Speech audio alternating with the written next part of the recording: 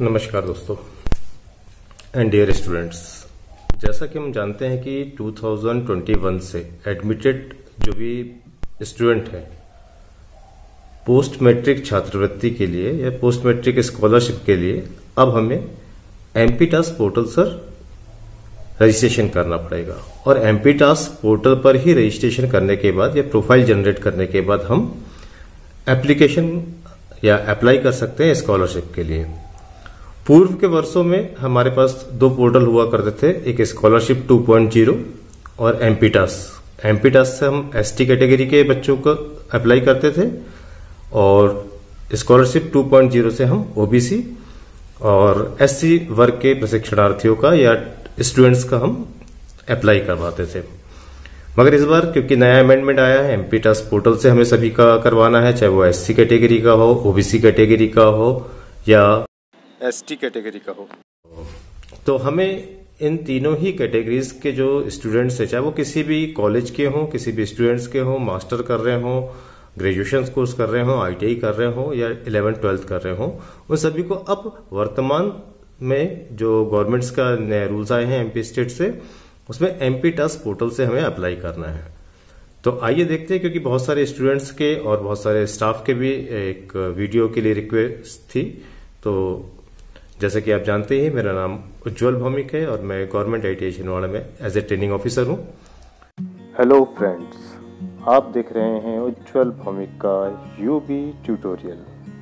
अगर आपको यह वीडियो पसंद आए तो इसे लाइक कीजिए और आने वाले वीडियो को देखने के लिए मेरे चैनल को सब्सक्राइब कीजिए और बेल आइकन को दबाना ना भूलिए ताकि आपको समय से नोटिफिकेशन मिल जाए। तो आज का जो वीडियो है वो 3 चरण में हम पूरा करते हैं। पहला के रिक्वायर्ड डॉक्यूमेंट्स क्या क्या चाहिए और जो हमें प्रिकॉशंस रखने हैं उसमें। दूसरा है हमें प्रोफाइल कैसे बनाना है। तीसरा हम अप्लाई कैसे करेंगे। हो सकता है कि इस वीडियो में बहुत सारी चीजें छूट जाए या कुछ ऐसी चीजें भी हो जिसमें रोज इसमें चेंज हो रहे हैं। मैं कोशिश करूंगा कि वो लेक्स जिसके कारण अप्लाई नहीं कर पा रहे हैं वो इसमें इंक्लूड कर लिया जाए। तो आइए देखते हैं। तो सबसे पहले हम जो रिक्वायर्ड डॉक्यूमेंट्स है उसके एक चीज का विशेष ख्याल रखें प्रोफाइल बनाने से पहले कि हमारे सारे डॉक्यूमेंट्स, जितने भी हमारे पास डॉक्यूमेंट्स हैं, वो सारे डॉक्यूमेंट्स में जो डेटा है वो सिमिलर हो, क्योंकि मिसमैच होगा तो आपको बाद में प्रॉब्लम हो सकती है।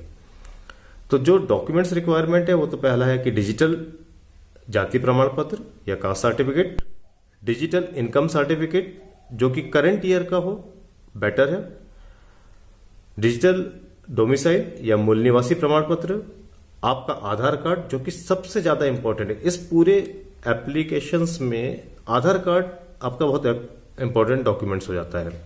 समग्र आईडी की रिक्वायरमेंट इसमें है और उसके बिना आप काम ही नहीं कर पाएंगे। इसके अलावा जो भी आपको लगता है वो सारा डाटा आप डॉक्यूमेंट्स को पहले चेक कर लीजिए, डॉक्यूमेंट्स को वेरीफाई कर लीजिए। अगर किसी में करेक्शन की रिक्वायरमेंट है तो आप उससे जल्दी से जल्दी सुधरवा लीजिए। यहां पे 2 बातें ध्यान रखिएगा कि आधार से ई-केवाईसी आपका होना चाहिए और मोबाइल नंबर उसमें रजिस्टर्ड होना चाहिए। दूसरा बात है कि जो बैंक का अकाउंट है वो सीबीटी और ई-केवाईसी कंप्लीट होना चाहिए। अदरवाइज जैसे ही आप एप्लीकेशंस अप्लाई करेंगे वो आपका वहीं पर रोक देगा और आगे की प्रोसेस नहीं हो पाएगी। तो ये आपको पहले ख्याल रखना है। बैंक डिटेल्स इस पूरे प्रोसेस में कहीं भी नहीं मांगेगा। आपका जो भी अकाउंट डीबीटी से या आधार से लिंक है उसी अकाउंट्स में आपके जो स्कॉलरशिप का अमाउंट है वो जाएगा। तो आइए हम आगे की प्रोसेस देखते हैं कि इसमें प्रोफाइल कैसे बनाना है। तो आइए देखते हैं कि हम एमपीटास पोर्टल पर किस प्रकार कार्य कर सकते हैं। सबसे पहले हम गूगल में सर्च करेंगे एमपीटास स्कॉलरशिप 2022। जैसे ये हमारे पास आ जाएगा हम थोड़ा सा स्क्रॉल डाउन करेंगे और हमें जो सबसे पहला दिखेगा जनजातीय कार्य एवं अनुसूचित जाति कल्याण विभाग मध्य प्रदेश tribal@mp गवर्नमेंट, उसको हम टच करेंगे तो हमारे पास ये हमारा मेन पेज ओपन हो जाएगा जिसमें आपको ये डिटेल्स दी हुई है कुछ। इसको आप पढ़ लीजिए और पढ़ने के बाद इसको क्लोज कर दीजिए। अब आपके पास ये पेज ओपन हो गया। ये पेज जो ओपन होगा इसमें सबसे ऊपर है आपके पास प्रोफाइल आईडी, लॉगिन आईडी, फिर उसके नीचे है पासवर्ड, फिर आपके पास कैप्चा कोड है, उसके नीचे आपके पास लॉगिन दिख रहा है और सबसे नीचे दिख रहा है नया हितग्राही प्रोफाइल पंजीकरण। इसी पे हमें काम करना है। इसे हम टच करेंगे तो हमारे पास नया पेज ओपन हो जाएगा हितग्राही प्रोफाइल पंजीकरण का। यहाँ पर ध्यान देना है कि यहाँ पर आपको जो भी कार्य करना है वो आधार कार्ड के अनुसार करना है। आधार कार्ड के अनुसार आपका नाम हिंदी में, फिर अंग्रेजी में, पिता का नाम, डेट ऑफ बर्थ आदि जानकारी आपको इसमें भरना है। और जेंडर में से आपको ड्रॉप डाउन मिलेगा जिसमें कि मेल, फीमेल और ट्रांसजेंडर है, उसमें से आपको सेलेक्ट करना है। उसके बाद आपको इसमें अपना ईमेल आईडी भरना है, मोबाइल नंबर भरना है और लास्ट में आपको यहाँ पे सेलेक्ट करना है कि आप किस एरिया में रहते हैं, ग्रामीण एरिया में रहते हैं या शहरी एरिया में रहते हैं, यह ध्यान से भरना है आपको। और इस प्रकार आप इसके बाद मैरिटल स्टेटस आएगा आपको।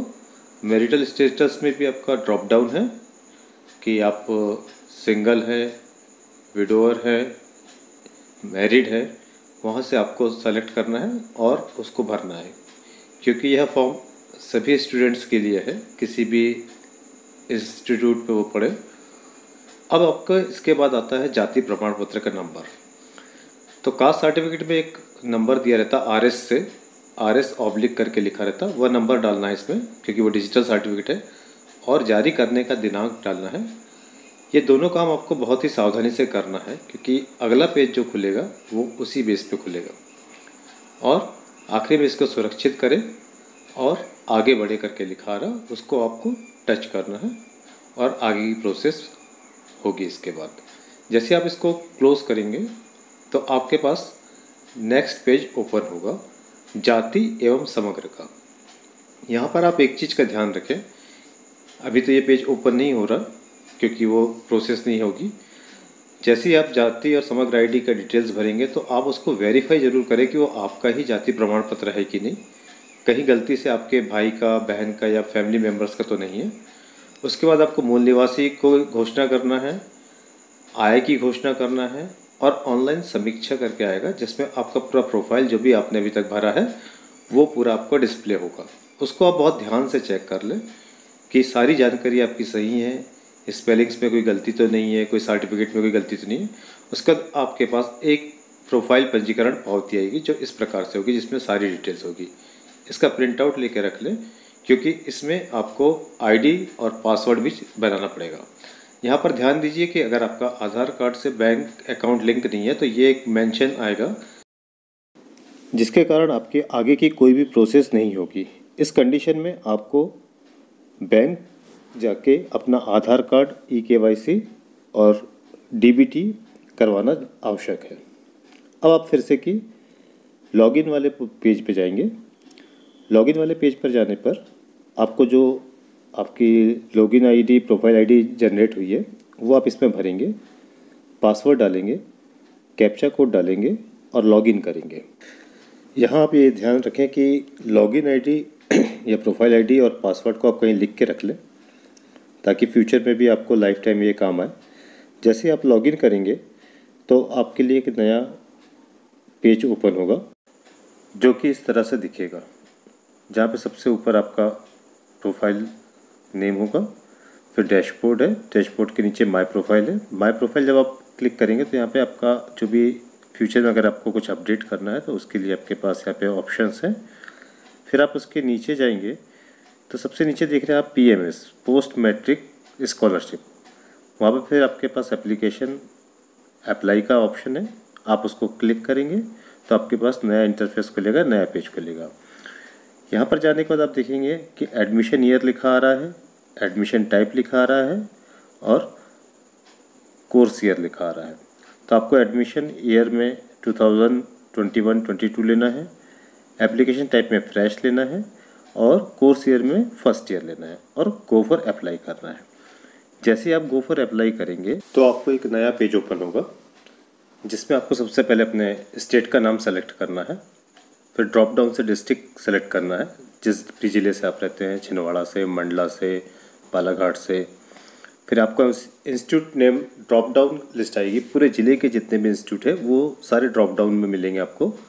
तो उसमें आपको अपने संस्थान का नाम सेलेक्ट करना है। उसके बाद यहाँ पर सबसे ज़रूरी जो चीज़ है वो है एप्लीकेशन नंबर या एडमिशन आईडी। ये अगर आपके पास नहीं है तो आपको अपनी संस्था से, जहाँ भी आप पढ़ते हैं वहाँ से मिल जाएगा। ये नंबर आपको कंफर्म और परफेक्ट चाहिए। और एडमिशन डेट, यहाँ पर ये मेंशन करना बहुत ज़रूरी है कि एडमिशन डेट अगर एक बार गलत फिल कर दिया आपने तो वो नॉन करेक्शन है, उसमें करेक्शन नहीं होगा और आपकी स्कॉलरशिप अमान्य कर दी जाएगी। उसमें बिल्कुल क्लियर कट लिखा है। फिर सारी डिटेल्स आप चेक कर लीजिए। उसके बाद जैसे ही आप पूरी डिटेल्स भरेंगे अपनी, आपको आपकी प्रोफाइल में आपने किस कोर्स में एडमिशन लिया वो दिख जाएगा, आपका नाम दिख जाएगा। आप अपनी डिटेल्स को एक बार जरूर चेक कर लें। बोर्ड कौन सा वो दिखेगा और आपको इसमें आपको इनकम सर्टिफिकेट अटैच। जैसे ही आप पूरी डिटेल्स चेक कर लेंगे तो अब आप कंफर्म करके सिर्फ अप्लाई करना है और आपके पास एक नया पेज जारी हो जाएगा जिसमें आपके पास प्रोफाइल आ जाएगी।